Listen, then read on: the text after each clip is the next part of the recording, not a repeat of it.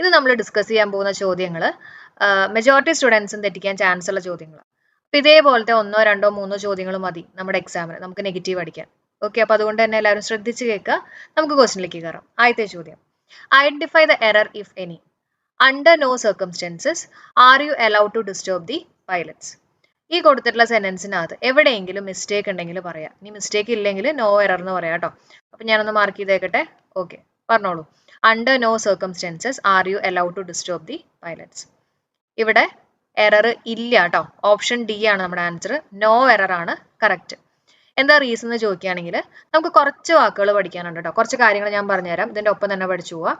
Hardly, seldom, never, rarely, no sooner, scarcely, only later, under no circumstances, not only, little.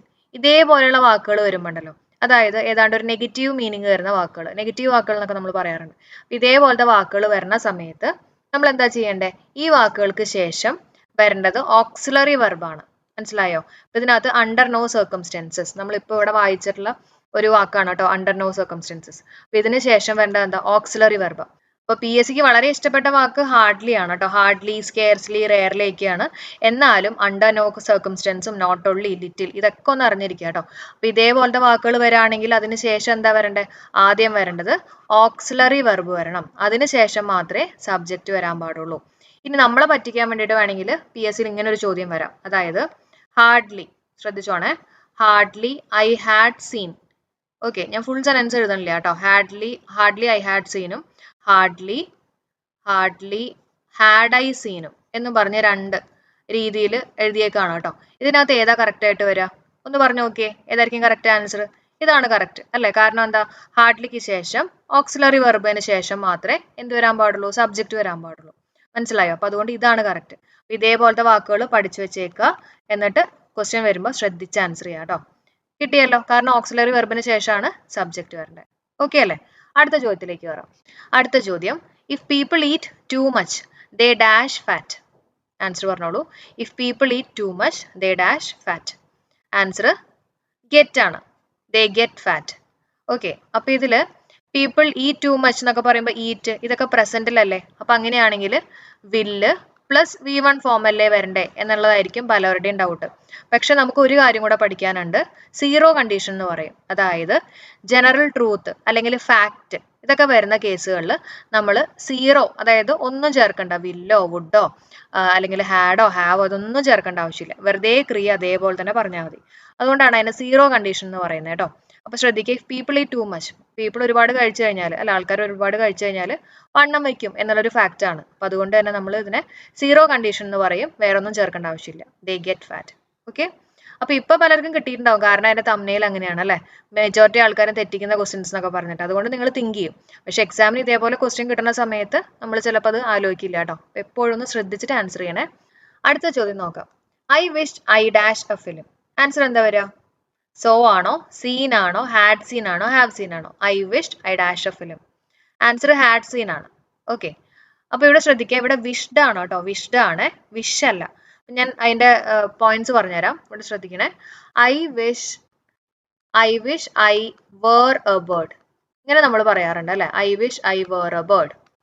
അപ്പോൾ ഇവിടെ ശരിക്കും നമ്മൾ സാധാരണ ഐ വാസ് ആണ് യൂസ് ചെയ്യുക. പക്ഷെ ഇമാജിനറി കണ്ടീഷൻസ് വരുന്ന കേസുകളിൽ നമ്മൾ ഐക്ക് ശേഷം വേർ പറയും. ഞാനിപ്പോൾ ബേർഡ് അല്ല, പക്ഷെ ഞാൻ വിഷ് ചെയ്യാണ്, ഞാനൊരു ബേർഡ് ആയിരുന്നെങ്കിൽ എന്ന് വിഷ് ചെയ്യുന്ന കേസിൽ നമ്മൾ ഐക്ക് ശേഷം എന്താ യൂസ് ചെയ്യുക? വേർ ആണ് യൂസ് ചെയ്യുക. അല്ലാത്ത കേസുകളിലൊക്കെ നമ്മൾ ഐക്ക് ശേഷം വാസ് ആണ് യൂസ് ചെയ്യുക. പാസ്റ്റ് ടെൻസ് ആണെങ്കിൽ വാസ് ആണ് യൂസ് ചെയ്യുക അല്ലെ. I was studying, I was doing that, അല്ലെങ്കിൽ ഐ വാസ് ഡൂയിങ് ദിസ് എന്നൊക്കെ നമ്മൾ പറയാറുണ്ട്.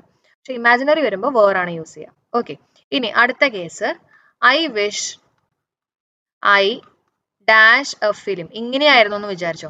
I wish I dash A film. ഇങ്ങനെയാണെങ്കിൽ നമ്മുടെ ആൻസർ സോ ആണ്. കാരണം ഇവിടെ വിഷ് ആണ്, പ്രസന്റ് ആണ്. ഇവിടെ പ്രസന്റ് ടെൻസ് ആണെങ്കിൽ ഈ ഐക്ക് ശേഷം നമ്മൾ യൂസ് ചെയ്യുന്ന ഇമാജിനറി കണ്ടീഷൻ ആണെങ്കിൽ സിമ്പിൾ പാസ്റ്റ് ടെൻസ് യൂസ് ചെയ്യും. മനസ്സിലായോ? വിഷ് എന്ന് പറയുന്ന പ്രസന്റ് ആണ്. അപ്പൊ അതുകൊണ്ട് തന്നെ ഇമാജിനറി കണ്ടീഷൻ ആയതുകൊണ്ട് ഐക്ക് ശേഷം നമ്മൾ സിമ്പിൾ പാസ്റ്റ് ടെൻസ് ആണ് യൂസ് ചെയ്യുക. ഇനി ഇവിടെ ശ്രദ്ധിച്ചേ, ഐ വിഷ്ഡ് ആണ്, ഇത് സിമ്പിൾ പാസ്റ്റ് ടെൻസ് ആണ് അല്ലെ, V2 ഫോം ആണ്. അങ്ങനെയാണെങ്കിൽ ഐക്ക് ശേഷം നമ്മൾ എന്ത് യൂസ് ചെയ്യണം? പാസ്റ്റ് പെർഫെക്റ്റ് ടെൻസ് യൂസ് ചെയ്യണം. എന്ത് യൂസ് ചെയ്യണം? Past perfect tense. Past perfect tense എന്ന് പറയുമ്പോൾ അതിന്റെ ഫോർമാറ്റ് എങ്ങനെയാ? ഹാഡ് ഉണ്ടാവും plus V3 form of the verb ഉണ്ടാവും. Had plus V3. V3 എന്ന് പറഞ്ഞാൽ സീ സോ സീൻ. ആ സീൻ എന്ന് പറയുന്നതാണ് നമ്മുടെ V3 ഫോം. കിട്ടിയല്ലോ? ഓക്കെ ആണല്ലോ? നാലാമത്തെ ചോദ്യം നോക്കാം. It is 3 years since I dash him. Answer എന്താ വരിക? It is 3 years since I dash him. Answer saw him ആണ്. ഓക്കെ, സോ ഹിം ആണ്. അപ്പൊ പലരും വിചാരിക്കുന്നുണ്ടാവും സിൻസ് അല്ലേ, അപ്പൊ അതിനുശേഷം നമ്മൾ യൂസ് ചെയ്യേണ്ടത് പ്രസന്റ് പെർഫെക്റ്റ് ടെൻസ് അല്ലേ, ഹാവ് സീൻ അല്ലേ എന്നുള്ള ഡൗട്ട് ഉണ്ടാവും.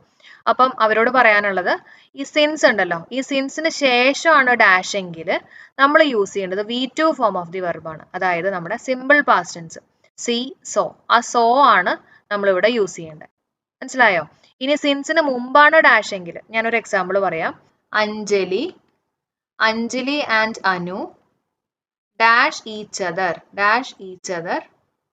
since they were at school. Okay, Anjali and Anu dash each other since they were at school. ഇവിടെ ശ്രദ്ധിക്കുക, സിൻസിന് മുമ്പാണ് ഡാഷ് എങ്കിൽ അവിടെ എന്താ വരണ്ടേ? പ്രസന്റ് പെർഫെക്റ്റ് ടെൻസ് വരണം അല്ലെ. അപ്പൊ അഞ്ജലി അനു എന്ന് പറയുമ്പോൾ പ്ലൂറൽ ആണ്, അപ്പൊ എന്ത് വരണം? ഹാവ് യൂസ് ചെയ്യണം. അപ്പൊ have known each other since they വേറാണ്. കണ്ടോ, സിൻസിന് ശേഷം വന്നപ്പോ എന്താ വന്നേ? V2 ഫോം ആണ്, സിമ്പിൾ പാസ്റ്റ് ടെൻസ് ആണ് വന്നത്. സിൻസിന് മുമ്പാണ് ഡാഷ് എങ്കിൽ എന്താ വരണ്ടേ? പ്രസന്റ് പെർഫെക്റ്റ് ടെൻസ് യൂസ് ചെയ്യണം. മനസ്സിലായോ? അപ്പൊ കൺഫ്യൂഷൻ വരരുത് കേട്ടോ, ശ്രദ്ധിച്ചിട്ട് ആൻസർ ചെയ്യണേ. അടുത്ത ചോദ്യം നോക്കാം. Identify the error if any. നമ്മുടെ ക്വസ്റ്റ്യൻ ഇതാണ്, take care lest you fall. അപ്പം ഇതിനകത്ത് എറർ ഉണ്ടെങ്കിൽ പറയാം. ഓക്കെ, അപ്പോൾ ഓരോ ഓപ്ഷൻസ് ഞാനിട്ടുണ്ട്. എനകത്ത് എറർ, ബിനകത്ത്, സിനകത്ത്, അല്ലെങ്കിൽ നോ എറർ. ഏതാണ് നമ്മുടെ ആൻസർ വരിക? ലെസ്റ്റ് ഉണ്ട്, take care lest you fall. Answer no error ആണ് കേട്ടോ, ഇതിനകത്ത് എറർ ഒന്നുമില്ല. അപ്പൊ പലരും ഈ ഒരു ഓപ്ഷനിലേക്ക് വന്നിട്ടുണ്ടാവും അല്ലെ, ലെസ്റ്റ് യു ഷുഡ് ഫോൾ എന്നുള്ള ആൻസറിലേക്കൊക്കെ എത്തിയിട്ടുണ്ടാവും. കാരണം ഒരു കാര്യം ശ്രദ്ധിക്കുക, ലെസ്റ്റിന്റെ ഒപ്പം നമ്മൾ യൂസ് ചെയ്യുന്ന ഓക്സിലറി വെർബ് അല്ലെങ്കിൽ മോഡൽ ഓക്സിലറി വെർബ് എന്ന് പറയുന്നത് ഷുഡ് ആയിരിക്കണം. ഓക്കെ, ഇത് നിങ്ങൾക്ക് അറിയാവുന്നതായിരിക്കും അല്ലെ, ഭൂരിപക്ഷം ആൾക്കാർക്ക് അറിയാവുന്നതായിരിക്കും. ലെസ്റ്റിന് ശേഷം നമ്മൾ യൂസ് ചെയ്യേണ്ട മോഡൽ ഓക്സിലറി വെർബ് ഏതാണ്? ഷുഡ്. അതായത് ഇപ്പൊ ഒരു question, take care lest you will fall എന്ന് കൊടുക്കുകയാണെങ്കിൽ അതിനകത്ത് തെറ്റുണ്ട്. കാരണം വില്ല് യൂസ് ചെയ്യാൻ പറ്റില്ല, ഷുഡ് തന്നെ യൂസ് ചെയ്യണം. ഞാൻ ഉദ്ദേശിച്ചത് മോഡൽ ഓക്സിലറി വെർബ് ആണെങ്കിൽ, മോഡൽ ഓക്സിലറി വെർബ് ഞാൻ ലെസ്റ്റിന് ശേഷം യൂസ് ചെയ്യുന്നുണ്ടെങ്കിൽ അത് ഷുഡ് ആവണം നിർബന്ധമാണ്. മനസ്സിലായോ? യു ഷുഡ് ഫോൾ തന്നെ വരണം. യു വിൽ ഫോൾ എന്ന് പറയുന്നത് തെറ്റ്, അല്ലെങ്കിൽ യു മൈറ്റ് ഫോൾ എന്ന് പറയുന്നത് തെറ്റ്. പക്ഷേ ഇനി മോഡൽ ഓക്സിലറി വെർബ് ഒന്നും ഞാൻ യൂസ് ചെയ്തില്ലെങ്കിൽ അതിന് പ്രശ്നമല്ല. മനസ്സിലായോ? യൂസ് ചെയ്യുകയാണെങ്കിൽ ഷുഡ് തന്നെ യൂസ് ചെയ്യണം, യൂസ് ചെയ്തില്ലെങ്കിൽ പ്രശ്നമില്ല. അപ്പൊ ഇവിടെ മിസ്റ്റേക്ക് ഒന്നും ഇല്ല കേട്ടോ, ഇത് നോ എറർ ആണ്. അപ്പൊ take care lest you fall എന്ന് പറയുന്നത് കറക്റ്റ് ആണ്. അടുത്ത ചോദ്യം നോക്കാം. John dash to Bombay tomorrow. Answer എന്താ വരിക? ട്രാവൽസ് ആണോ, എസ് ട്രാവലിംഗ് ആണോ, ഹാവ് ട്രാവൽഡ് ആണോ, നൺ ഓഫ് ദീസ് ആണോ? Answer is travelling to Bombay tomorrow. Reason എന്താന്ന് ചോദിക്കുകയാണെങ്കിൽ, നമ്മൾ സാധാരണ ഉണ്ടല്ലോ ഈ പ്രീ പ്ലാൻ ചെയ്തിട്ടുള്ള കാര്യങ്ങളുണ്ടല്ലോ, അതായത് മറ്റന്നാൾ ഞാൻ ബോംബെ പോവും, അങ്ങനെയുള്ള പ്രീ പ്ലാൻഡ് ചെയ്തിട്ടുള്ള കാര്യങ്ങൾ പറയാൻ വേണ്ടിയിട്ട് നമ്മൾ യൂസ് ചെയ്യുന്നത് ഒന്നല്ലെങ്കിൽ സിമ്പിൾ പ്രസന്റ് ടെൻസ് യൂസ് ചെയ്യും. മനസ്സിലായോ? സിമ്പിൾ പ്രസന്റ് ടെൻസ് യൂസ് ചെയ്യും, അല്ലെങ്കിൽ പ്രസന്റ് കണ്ടിന്യൂസ് ടെൻസ് യൂസ് ചെയ്യും, അല്ലെങ്കിൽ നമ്മൾ ഫ്യൂച്ചർ പറയും അല്ല, ഫ്യൂച്ചർ നമുക്ക് എല്ലാവർക്കും അറിയായിരിക്കും, അങ്ങനെ യൂസ് ചെയ്യാറുണ്ട്. പക്ഷെ ഈ ഒരു കേസിനകത്ത് ജോൺ, ഈ ജോൺ എന്ന് പറയുന്ന അത്രയും പ്രശസ്തനായിട്ടുള്ള ഒരാളല്ല അല്ലെ, സാധാരണ ഒരാളാണെന്ന് വിചാരിക്കുക. അപ്പൊ അങ്ങനെ സാധാരണ ആയിട്ടുള്ള ഒരാളാണെങ്കിൽ നമ്മൾ യൂസ് ചെയ്യുന്നത് പ്രസന്റ് കണ്ടിന്യൂസ് ടെൻസ് വേണം യൂസ് ചെയ്യാൻ. എന്ത് യൂസ് ചെയ്യണം? Present continuous tense. ഇനി ജോണിന് പകരം വല്ല പ്രസിഡന്റോ പ്രൈം മിനിസ്റ്ററോ ചീഫ് മിനിസ്റ്ററോ അങ്ങനെ എല്ലാവർക്കും അറിയാവുന്ന ഇമ്പോർട്ടന്റ് ആയിട്ടുള്ള ആൾക്കാരാണെങ്കിൽ അവിടെ നമ്മൾ എന്താ യൂസ് ചെയ്യേണ്ടത്? അവിടെ നമ്മൾ യൂസ് ചെയ്യേണ്ടത് സിമ്പിൾ പ്രസന്റ് ടെൻസ് വേണം യൂസ് ചെയ്യാൻ. മനസ്സിലായോ? അതായത് the prime minister travels to Bombay tomorrow എന്നായിരിക്കും നമ്മൾ പറയാ, അല്ലാതെ പ്രൈം മിനിസ്റ്റർ ഇസ് ട്രാവലിംഗ് അല്ല. ക്ലിയർ ആണോ? അപ്പൊ ഇത് ഇമ്പോർട്ടന്റ് ആണ്, ഇത് PYQ ആയിട്ടുള്ള ചോദ്യമാണ് കേട്ടോ, ഇതൊക്കെ ഓപ്ഷനിൽ വന്നിട്ടുണ്ട്. അപ്പൊ ശ്രദ്ധിച്ചിട്ട് ആൻസർ ചെയ്യാം കേട്ടോ. അടുത്ത ചോദ്യം, now I eat dash food than I use to. Answer എന്താ വരിക? Now I eat dash food than I use to. Answer less food ആണ്. ഓക്കെ, ലെസ് ആണ്. അപ്പൊ ഇവിടെ ദാൻ കണ്ടിട്ട് ലെസ്സർ കൊണ്ടുപോയിട്ട് കുത്തി വെച്ചേക്കരുത് കേട്ടോ. ഒരു കാര്യം ശ്രദ്ധിക്കുക, ഈ less than is equal to lesser എന്നൊന്ന് പഠിച്ചു വെച്ചേക്കാം കേട്ടോ. Less than is equal to lesser. ഇവിടെ ദാൻ ഉണ്ടെങ്കിൽ പിന്നെ ഇവിടെ ലെസ് ആയിരിക്കും വരിക, അല്ലാതെ ഇവിടെ കൊണ്ടുപോയിട്ട് ലെസ്സർ എഴുതി വെച്ചേക്കരുത്. മനസ്സിലായോ? ഓക്കെ ആണല്ലോ, ശ്രദ്ധിക്കണേ. ഇനി എട്ടാമത്തെ ചോദ്യം നോക്കാം. I don't suppose you are telling us the true version of the story. Okay, ഇതിനകത്തെ ക്വസ്റ്റ്യൻ ടാഗ് എന്തായിരിക്കും? ആലോചിച്ചിട്ട് പറയാ. ഏതാ? ആർ യു ആണോ, ക്യാൻ യു ആണോ, ആർന്റ് യു ആണോ, ഡോണ്ട് യു ആണോ? ആൻസർ ആർ യു ആണ്. റീസൺ ചോദിക്കുകയാണെങ്കിൽ അപ്പോൾ ഞാൻ അതിന്റെ എക്സ്പ്ലനേഷൻ തരാം. അതിന് മുമ്പ് ഒരു കാര്യം പറഞ്ഞേക്കട്ടെ. ഇതേപോലെ ക്വസ്റ്റ്യൻ ടാഗിനകത്തുള്ള ഏത് ചോദ്യം കിട്ടിക്കഴിഞ്ഞാലും ഫസ്റ്റ് സ്റ്റെപ്പ് എന്താ ചെയ്യണ്ടേ? നമ്മുടെ ഈ ഒരു പോർഷൻ പോസിറ്റീവ് ആണോ നെഗറ്റീവ് ആണോ എന്ന് എഴുതി വെക്കാം. ഇവിടെ നോക്കിക്കഴിഞ്ഞാൽ അറിയാം, I don't suppose you are telling us a true version of the story. Okay, അപ്പോൾ ഇത് നെഗറ്റീവ് ആണ്, അപ്പോൾ അതുകൊണ്ട് തന്നെ ഇവിടെ പോസിറ്റീവ് ആയിരിക്കും. ആണല്ലോ. ഇനി ചെയ്യേണ്ടത് സപ്പോസ്, തിങ്ക് അങ്ങനെയുള്ള വാക്കുകളുണ്ടല്ലോ, സസ്പെക്ട്. അപ്പൊ ഇങ്ങനെയുള്ള വാക്കുകൾക്കൊക്കെ ശേഷം ദാറ്റ് എന്ന് പറഞ്ഞിട്ടുള്ള റിലേറ്റീവ് പ്രോനൗൺ ഒളിഞ്ഞിരിക്കുന്നുണ്ടോ? ക്വസ്റ്റ്യനിൽ കൊടുക്കില്ല കേട്ടോ. നമുക്കൊരു ഐഡിയ വേണം ഈ സപ്പോസിന് ശേഷം ദാറ്റ് എന്ന് പറഞ്ഞിട്ടുള്ള റിലേറ്റീവ് പ്രോനൗൺ ഉണ്ടെന്നുള്ളത്. എന്നിട്ട് ചെയ്യേണ്ടത് ഐയും വിയും ആണെങ്കിൽ, അതായത് ഫസ്റ്റ് പേഴ്സൺ എന്നറിയപ്പെടുന്ന ഐയും വിയും ആണെങ്കിൽ ഈ ദാറ്റിന് മുമ്പുള്ള അത്രയും പോർഷൻ അങ്ങ് വെട്ടിക്കളഞ്ഞേക്കാം, നമ്മൾ നോക്കണ്ട. മനസ്സിലായോ? ദാറ്റിന് മുമ്പുള്ള അത്രയും പോർഷൻ അങ്ങ് സ്ട്രൈക്ക് ചെയ്ത് കളഞ്ഞേക്കാം, ഐയും വിയും ആണെങ്കിൽ കേട്ടോ. ഇനി യു വല്ലോ ആണെങ്കിൽ നമ്മൾ എന്ത് ചെയ്യണം? നേരെ ഓപ്പോസിറ്റ് വെട്ടണം. എങ്ങനെ വെട്ടണം? ദാറ്റിന് ശേഷമുള്ള അത്രയും പോർഷൻ വേണം വെട്ടിക്കളയാൻ. ഇപ്പൊ ഇവിടെ ഐയും വി ആയതുകൊണ്ട് ഞാൻ ദാറ്റിന് മുമ്പുള്ള അത്രയും പോർഷൻ വെട്ടിക്കളഞ്ഞു. ഇനി ഇവിടെ നോക്കിയേ, യു ആർ ടെല്ലിംഗ് അസ് ഈ true version of the story. ഇത്രയും ഭാഗം മാത്രം നോക്കാം. ഓക്കെ, ഇനി ഇതിനകത്ത് ആദ്യം വന്നിട്ടുള്ളത് ആരാ? ആർ എന്ന് പറഞ്ഞിട്ടുള്ള ഓക്സിലറി വെർബാണ് അല്ലേ? അപ്പൊ ആറ് വെച്ചിട്ട് തന്നെ നമ്മളിവിടെ പോസിറ്റീവ് ആക്കിയിട്ട് പറയാം. അപ്പൊ എന്ത് വരും ആൻസർ? ആർ യു ആണ് നമ്മുടെ ആൻസർ ആയിട്ട് വരാം. എന്താണ്? Are you. ഇനി പലർക്കും തെറ്റുന്ന കാര്യം ഞാൻ പറഞ്ഞുതരാം. നിങ്ങൾ ഇതേപോലെ സ്ട്രൈക്ക് ചെയ്യുമായിരിക്കും. സ്ട്രൈക്ക് ചെയ്ത് കഴിയുമ്പോൾ എന്ത് വരും എന്ന് വെച്ചിട്ടുണ്ടെങ്കിൽ ഇത് നിങ്ങൾ നെഗറ്റീവ് ആണെന്ന് നിങ്ങൾ നോക്കില്ല. എന്നിട്ട് ഇവിടെ ഉണ്ടല്ലോ, ഇത് പോസിറ്റീവ് ആണ്, ഇവിടെ നെഗറ്റീവ് അല്ലേ വരണേന്ന് പറഞ്ഞിട്ട് ആറിൻ്റെ കൊണ്ടുപോയിട്ട് കുത്തും. മനസ്സിലായോ? അപ്പൊ അത് ശ്രദ്ധിച്ചിട്ട് ആൻസർ ചെയ്യാം കേട്ടോ. അടുത്ത ചോദ്യം, he resembles dash his father. Answer എന്താ വരിക? ടു ആണോ, വിത്ത് ആണോ, ബൈ ആണോ, നോ പ്രപ്പോസിഷൻ ആണോ? ആൻസർ എന്താ? ആൻസർ ഇവിടെ പ്രപ്പോസിഷന്റെ ആവശ്യമില്ല കേട്ടോ, നോ പ്രപ്പോസിഷൻ ആണ്. He resembles his father. Okay, അപ്പോൾ ഇവിടെ ശ്രദ്ധിക്കുക, ഈ റിസംബിൾ എന്ന് പറഞ്ഞുള്ള വാക്കിന് ശേഷം നമ്മൾ പ്രപ്പോസിഷൻ യൂസ് ചെയ്യാറില്ല. അതേപോലെ തന്നെ റിസംബിൾ നമ്മൾ പാസീവിലും യൂസ് ചെയ്യില്ല. ഓക്കെ, അപ്പോൾ പാസീവിൽ യൂസ് ചെയ്യാത്തൊരു വാക്കാണ് റിസംബിൾ എന്ന് പറയുന്നത്. നോട്ട് ചെയ്ത് വെക്കുക കേട്ടോ. ഇനി നമ്മുടെ 10ാമത്തെ ചോദ്യം, he's dash upon his uncle.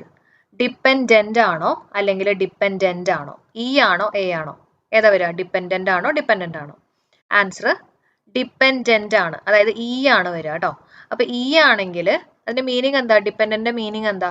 ആശ്രയിക്കുന്ന. എന്താണ്? ആശ്രയിക്കുന്ന. ഓക്കെ, ഡിപ്പെൻഡന്റ് ആണെങ്കിൽ എന്താ മീനിങ് വരുന്നത്? ഡിപ്പെൻഡന്റ് എന്ന് പറഞ്ഞാൽ ആശ്രിതർ. ആശ്രിതർ കേട്ടോ, ആശ്രിതർ എന്നുള്ള മീനിങ്, ആശ്രിതർ. ഓക്കെ, അപ്പൊ നോട്ട് ചെയ്ത് വെച്ചേക്ക, രണ്ടും മാറി പോവരുത്. ഡിപ്പെൻഡന്റും ഡിപ്പെൻഡന്റും ഉണ്ട്. ഇ ആണെങ്കിൽ ആശ്രയിക്കുന്ന, എ ആണ് സ്പെല്ലിംഗിൽ വരണമെങ്കിൽ ആശ്രിതർ. കിട്ടിയോ? ഓക്കെ, അപ്പൊ നമ്മൾ ഇന്നത്തെ ക്ലാസ്സിൽ ചർച്ച ചെയ്തിട്ടുള്ളത് 10 ക്വസ്റ്റ്യൻസ് ആണ് കേട്ടോ. ഇതേപോലത്തെയുള്ള ക്വസ്റ്റ്യൻസ് നിങ്ങൾക്ക് വേണമെങ്കിൽ ഒന്ന് കമന്റ് ചെയ്യുക.